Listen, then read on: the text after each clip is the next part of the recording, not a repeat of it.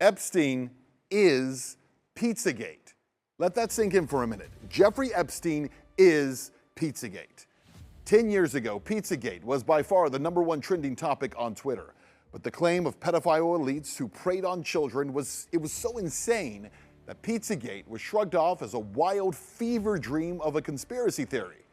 I was the first mainstream reporter to dare give the facts surrounding Pizzagate. My corporate career was destroyed over it, so what? My professional reputation was obliterated, that wasn't fun. And I wasn't the only one. Anyone who dared to suggest that this might be true was blacklisted, shadow banned, or thrown off of social media.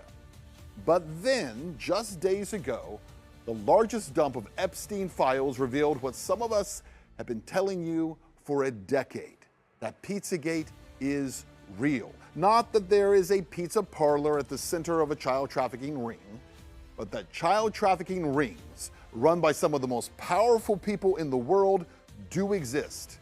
Tonight, I want to remind you of what I told you then and compare that to what we have now learned. Pizzagate. It became a major story weeks ago when an armed man decided to investigate a D.C. area pizza place for himself. This man right here, he carried a rifle into a pizza parlor and then fired it at the floor. Media is telling you the entire story is a hoax or fake news. But what does that even mean? I spent the last month investigating. So what exactly is Pizzagate? Well, the story that came to be known as Pizzagate did not begin with a rumor, nor was it created by Macedonian sheep farmers, as CNN actually once claimed. It began with WikiLeaks, authentic, verified emails taken from the phone of the chairman of Hillary Clinton's presidential campaign, John Podesta. Those emails were real. In all these years, by the way, no one has actually disputed that. Inside those emails were communications that struck a lot of people, not just online commentators, but researchers and former law enforcement, as unusual to say the least. References to pizza and to pizza handkerchiefs and to maps, to private gatherings involving powerful people, some very bizarre stuff. In fact, the first people to draw attention to those emails were a group of self-proclaimed pedophiles on 4chan and 8chan who claimed that Podesta was using the same terminology that they use to speak in coded language. And in researching those emails, I found a 2010 entry into Urban Dictionary. It's still there, by the way. It confirms that cheese pizza is a commonly coded term for child pornography, CP. I want you to see these images here. These are the images. Notice this one on the end, the triangle. That image signifies something called boy love. The pizza place next door to Comet Ping Pong Pizza, Besta Pizza, well, this was their logo until only a few weeks ago. Clearly, you can see that the Besta logo actually contains the same image, I'm going to show you again, as that boy lover image. Interestingly, after Pizzagate investigators pointed this out, Besta Pizza changed their logo, and there it is now. They removed the triangle.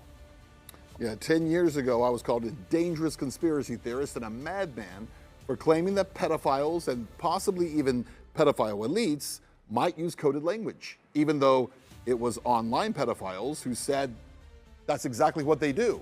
Which brings us back to this new Epstein release, because in it, the word pizza is mentioned 911 times. That's right, 911 times adults are emailing back and forth about slices of pizza and about pizza parties. And the word pizza is often paired with grape soda in bizarre contexts within emails addressed to Epstein by individuals whose names have been mostly redacted. So here's one. Quote, "This is better than a Chinese cookie. Let's go for pizza and grape soda again. No one else can understand." Or this one. "Mr. Epstein would like to see the menu from the pizza place. Could someone send it, please?" Or this one from 2014. "Sit down, because I know you won't believe this. Are you sitting? Jeffrey says he wants to go out to a pizza place with you. He did not mention a particular pizza place, but he knows you are in the know on this," with a little winking emoji. All of the emails that I just shared with you were from 2014, right about the same time period of the John Podesta emails that WikiLeaks published and started the entire Pizzagate saga. Now let's talk about the Podesta brothers, because remember, it was John Podesta's email that was hacked. In those leaked Podesta emails, John Podesta talks about his close relationship with Dennis Hastert, the former Speaker of the House, who was recently sentenced to 15 months in prison for abusing boys years ago. Yeah, well, speaking of the Podesta brothers, again, there was no direct evidence of them being involved in child sex trafficking from those emails. But as we pointed out at the time, there was a lot of bizarre communication, including an email from John Podesta to his brother Tony. The subject line, "Last night was fun," and the first line reads, "Still in torture chamber." That email got really no attention 10 years ago, but today, a 2009 email from Jeffrey Epstein is getting a lot of attention, as it asks, "Where are you? You okay? I love the torture video."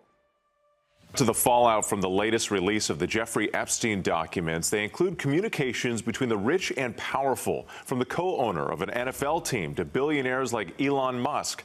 CNN teams are carefully sifting through the largest, and what the Justice Department says is the last, batch of Jeffrey Epstein files. Friday's release of millions of pages related to Jeffrey Epstein provided a closer look at his connection to world elites from Hollywood to Washington, Wall Street to Buckingham Palace and beyond. Yeah, well, all those so-called news anchors and their newsrooms for a decade blacklisted this topic. They conditioned you to live in ignorance. They called it a conspiracy.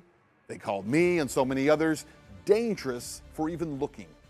For all that is here, there has not been one single public investigation of any of this, not from local police, not from the FBI, no one.